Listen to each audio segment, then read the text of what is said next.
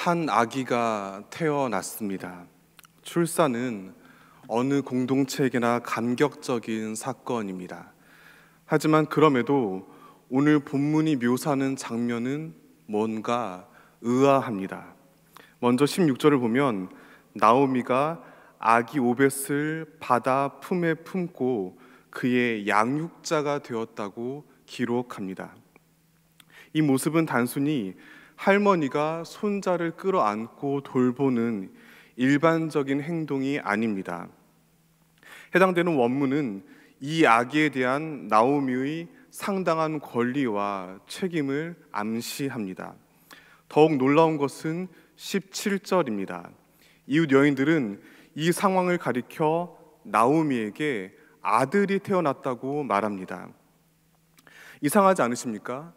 굳이 따지자면 오벳에게 나오미는 어머니의 전 남편의 어머니입니다.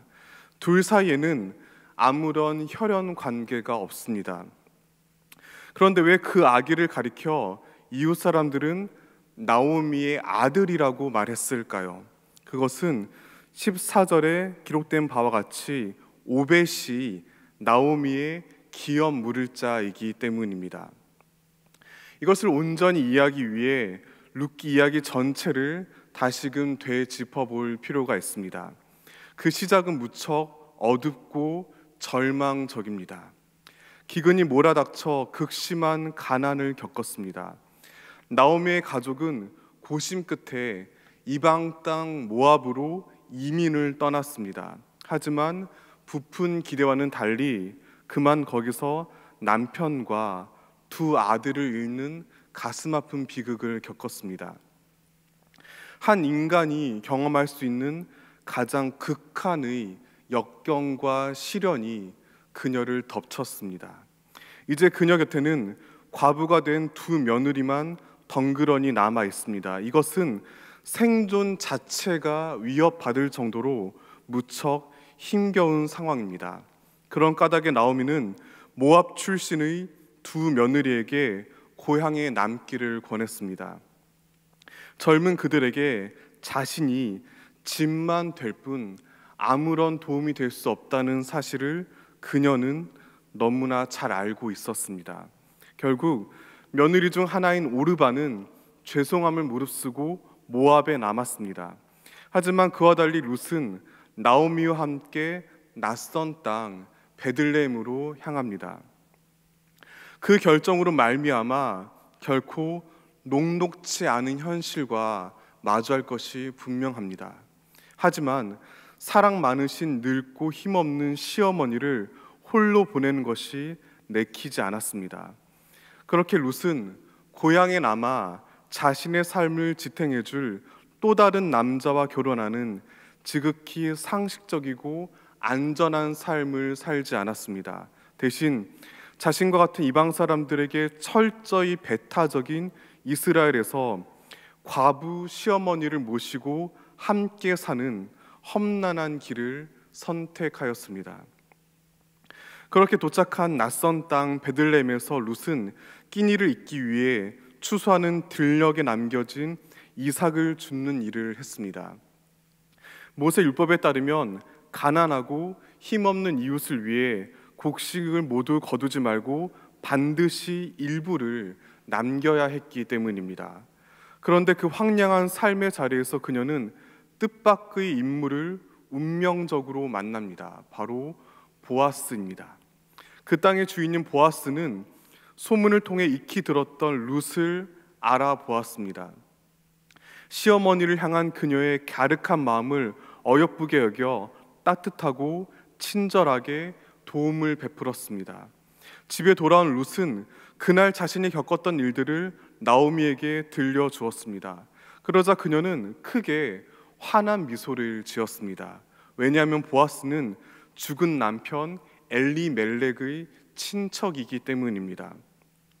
따라서 그는 삶의 터전을 잃은 그들을 레위기 25장의 희년법에 따라 도와줄 의무를 가지고 있었습니다. 희년법에 따르면 이스라엘 가운데 누군가가 경제적인 어려움으로 부득이하게 자신의 땅을 팔고 빚을 지었을 때 그의 가까운 가족이나 친척이 기업 물을 자, 즉 고엘이 되어 그의 빚을 대신 갚아 주어야 합니다. 중요한 점은 그렇게 기업 물을 자가 된다는 것은 철저히 희생만 요구되지 혜택과 권리는 지극히 적다는 사실입니다. 더구나 룻기에서의 고엘 제도는 신명기 25장의 수혼법과 결합되어 독특한 형식으로 발전되었습니다. 그 결과 도움이 필요한 친척에게 대를 이을 아들이 없는 경우 출산과 양육의 책임까지 떠맡게 됩니다. 본문 앞에 등장하는 어느 이름 모를 친척이 자신에게 주어진 우선권을 주저없이 포기한 이유가 바로 여기에 있습니다. 하지만 보아스는 놀랍게도 성문 앞에 마을 장로 10명을 모셔 공식적인 절차를 번거롭게 밟으면서까지 그 의무를 구태여 수행했습니다. 그리고 마침내 룻을 아내로 맞아들여 아들을 낳았습니다. 그런 까닭에 지금 나오미 품에 안긴 아기 오벳은 그녀에게 있어 생명의 회복자이자 노년의 봉양자가 됩니다. 이와 같은 룻기 전체 이야기를 들여다볼 때 오벳의 출생은 단순히 그의 부모인 룻과 보아스가 빚어낸 평범한 사랑의 결과가 아님을 깨닫게 됩니다. 그것은 늙고 힘없는 시어머니 룻의 헌신과 가난하고 소외된 이웃을 돌본 보아스의 섬김이 만나 이루어진 참으로 아름다운 결실입니다.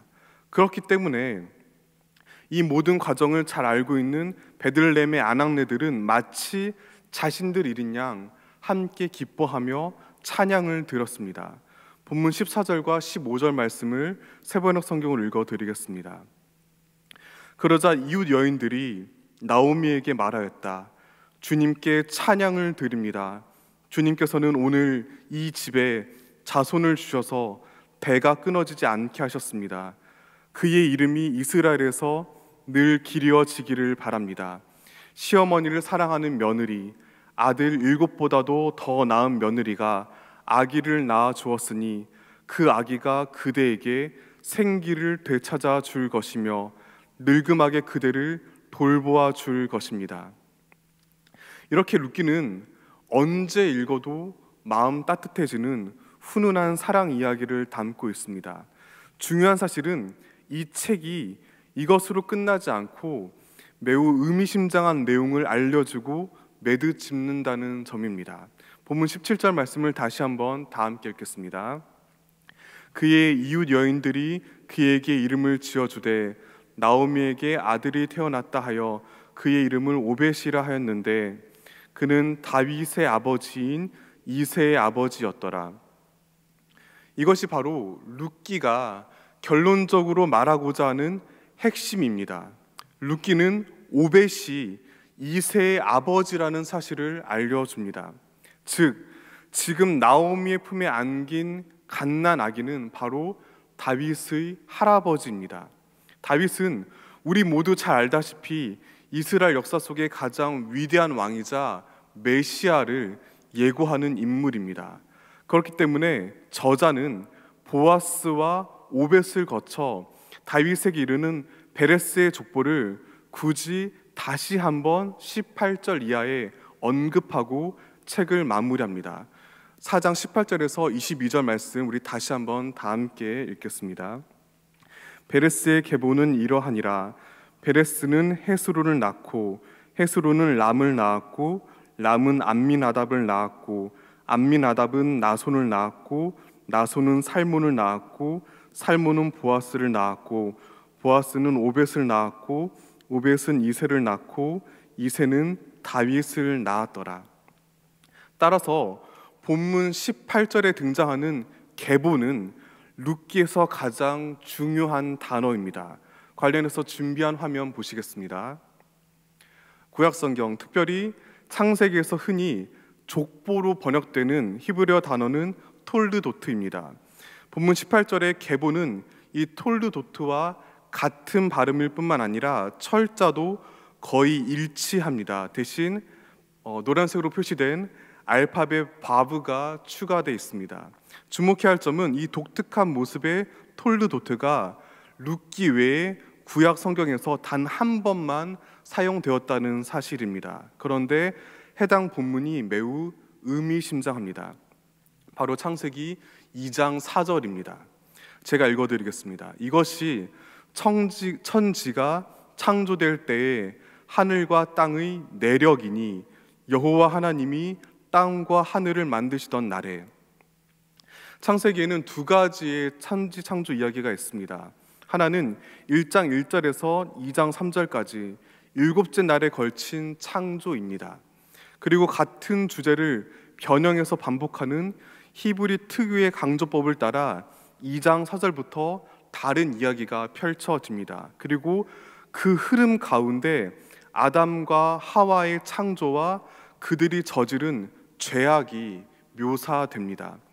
이 중요한 내용을 시작하며 창세기는 그 내력을 뜻하는 톨드도트를 같은 창세기 속 다른 톨드도트와 다르게 표기하여 구별하였습니다. 따라서 룻기 저자가 책을 의미심장하게 결론짓는 4장 18절 이하의 계보를 시작하며 굳이 창세기 2장 4절의 톨드도트를 가져온 어휘 사용은 다분히 의도적입니다. 바로 창조 신앙과의 연결입니다. 이것에 대해 이스라엘 텔아비브 대학교의 교수이자 랍비인 즈비롬 박사의 견해를 참고할 필요가 있습니다. 그는 해당 유대 문헌을 비교 검토하며 아담의 죄를 해결할 메시아를 기다리는 창세기의 창조 이야기와 룻기 사이의 관계를 주목하였습니다. 그 결과 이렇게 결론 내립니다. 랍비들은 룻기의 족보가 메시아의 오심을 정점으로 하는 창세기의 천지 창조 이야기를 드러내는 방식으로 쓰였다고 이해했다. 이를 통해 룻기가 가진 막중한 무게감을 깨닫게 됩니다. 얼핏 보면 이 책은 그 옛날 어느 시골 마을에 일어난 소박한 동화처럼 들립니다. 하지만 그 안에는 온 우주를 아우르는 하나님의 창조와 다스림과 구원을 향한 간절하고 뜨거운 소망이 담겨 있습니다. 주님께서는 그 놀라운 복음의 주인공으로 룻과 보아스를 선택하셨습니다. 그리고 그 아름다운 이야기를 오늘 우리에게까지 들려주십니다. 그렇다면 한번 상상해 보시기를 바랍니다.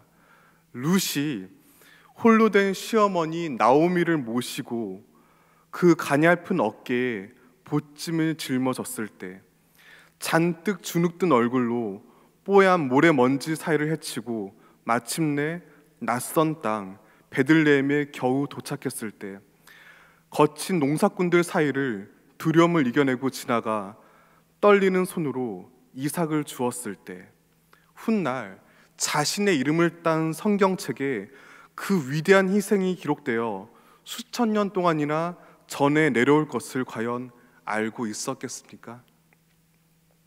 보아스가 자신의 보리밭 한쪽에서 야윈 몸을 추스르며 애처롭게 이삭을 줍는 룻을 처음 보았을 때 그런 그녀를 안전하게 보호하고 세심하게 배려하며 따로 먹을 것을 챙겨 주었을 때 성문 앞에서 의아해하는 친척의 양보를 받아내고 마침내 결혼에 이르렀을 때 과연 자신이 메시아의 조상으로 성경에 족보가 기록되는 어마어마한 영광을 누리리라고 과연 상상이나 할 수 있었겠습니까? 전혀 그렇지 않습니다. 그들은 그저 자신들에게 주어진 삶의 자리에서 하나님의 뜻을 따라 곁에 있는 연약한 이들을 묵묵히 섬기고 나누었을 뿐입니다. 그들에게 주어진 놀라운 영광은 두 사람이 원대한 야망을 가슴에 품고 치밀하게 계획하여 애써 노력해 얻어낸 것이 결코 아닙니다. 다만 룻과 보아스는 험난한 위기의 시대에 자신들에게 주어진 일상을 믿음으로 담담하게 이어갔을 뿐입니다. 그런 그들의 소박한 일상을 주님께서 기뻐 받으셨습니다. 그 결과 더없이 눈부시게 찬란한 구원의 여정이 온 우주 가운데 드넓게 펼쳐지게 되었습니다. 사랑하는 포항제일교회 성도 여러분, 하나님을 향한 참된 믿음과 순종은 굉장히 신비롭고 초월적인 무언가를 성취하는 것이 절대로 아닙니다.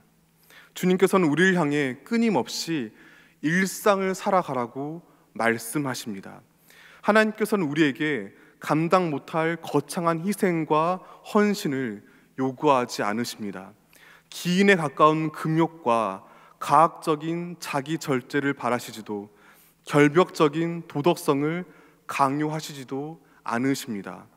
오늘 본문에 기록된 한 아기의 탄생처럼 날마다 눈앞에 펼쳐진 일상을 소중히 여기시기를 바랍니다. 몇 년 전 진료 중에 환자가 휘두른 흉기에 그만 목숨을 거둔 임세원 교수님을 많은 분들이 기억하실 겁니다.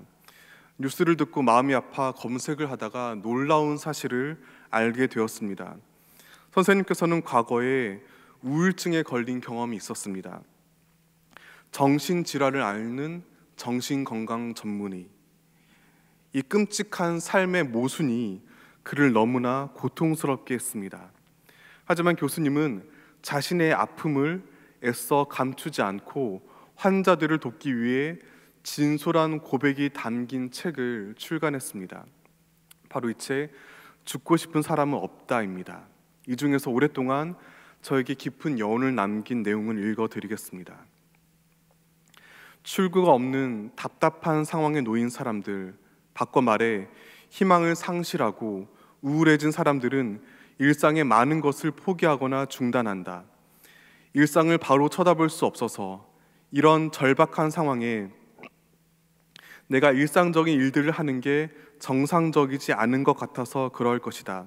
그러나 일을 그만두고 사랑하는 사람과 헤어지고 취미생활을 끊고 그렇게 일상의 소중한 것들을 하나하나 정리하다 보면 어느 순간 자신의 존재, 즉 삶 그 자체마저 중단하고 싶다는 생각까지 하게 된다. 하지만 이럴 경우 상황을 점점 나쁘게 만드는 요인은 외부에만 있는 것이 아니다. 상황을 비관적으로 느끼고 자신의 일상 여러 부분을 하나씩 그만두는 과정 자체가 우울감을 더 악화시킨다. 우리 삶에 좋은 일만 있을 수 있을까? 그런 일은 천국에서나 가능할 것이다. 단언컨대 현실에는 그런 일이 있을 수 없다.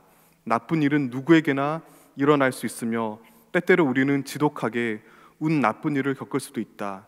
하지만 거듭 강조하다시피 나쁜 일이 우리 삶에 미치는 영향은 그 자체의 크기로 결정되는 것이 아니라 그러한 사건에 대한 나 자신의 반응으로 인해 결정된다.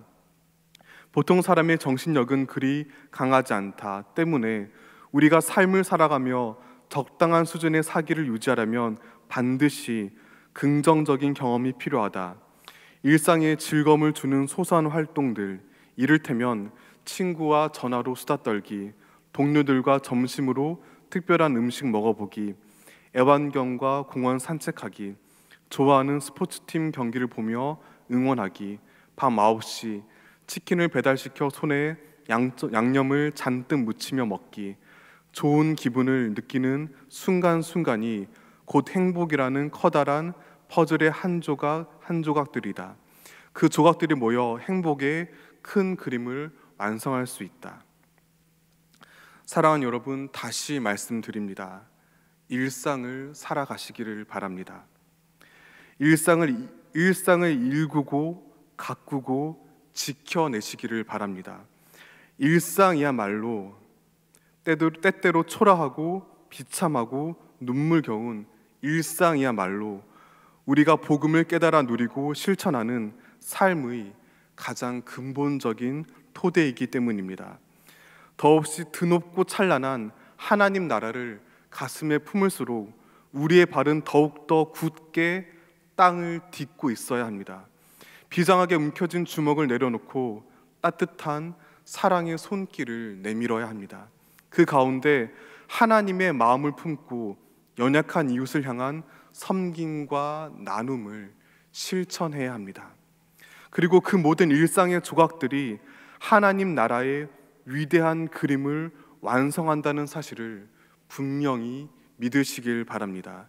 그것이 바로 한 아기 오벳이 단지 룻의 평범한 아들로 그치지 않고 나오미의 기업 물을 자이자 다윗의 할아버지임을 성경이 오늘 우리에게까지 거듭 강조하며 분명히 전해주는 이유입니다. 그렇게 오랜 시간이 흘러 한 아기가 태어났습니다. 출생은 누구에게나 경이로운 사건입니다. 하지만 그럼에도 그 아기를 둘러싼 상황은 뭔가 기이합니다. 탁월한 학식과 지혜를 가진 동방의 박사들이 찾아와 경배합니다. 뿐만 아니라 천대받던 목자들 역시 그 아기에게 찾아와 찬송을 드렸습니다. 그를 향해 천사들이 온 우주를 울리는 아름다운 찬양을 드렸습니다. 또한 왕궁을 공포로 몰아넣고 마침내 끔찍한 폭력이 일어나기도 했습니다. 그렇게 이 땅에 한 아기로 오신 예수님은 삶의 시작부터 인생의 모든 높이와 깊이와 넓이를 아우르셨습니다. 그리고 저작거리에서 사람들과 함께 부대끼며 치열한 일상을 살아가셨습니다. 그러다 마침내 십자가에서 숨을 거두시고 부활하시며 하나님 나라 복음을 완성하셨습니다. 또한 창세기에서 룻기를 거쳐 온 인류가 그토록 갈망하며 기다린 메시아가 바로 당신이심을 명백히 드러내 보이셨습니다. 그러므로 예수님을 나의 유일한 구세주로 믿고 고백한다는 것은 곧 그분을 나의 일상의 주인으로 모신다는 것을 의미합니다. 주님께서 몸소 행하시고 룻기가 알려주듯이 날마다 일상을 일구어가며 그 안에 담긴 복음의 본질을 발견하고 전하는 삶을 뜻합니다. 이 놀라운 진리를 마음에 품고 삶의 위기를 이겨내며 일상 가운데 견고한 그리스도인으로 살아가는 저와 여러분 되시기를 진심으로 축원합니다.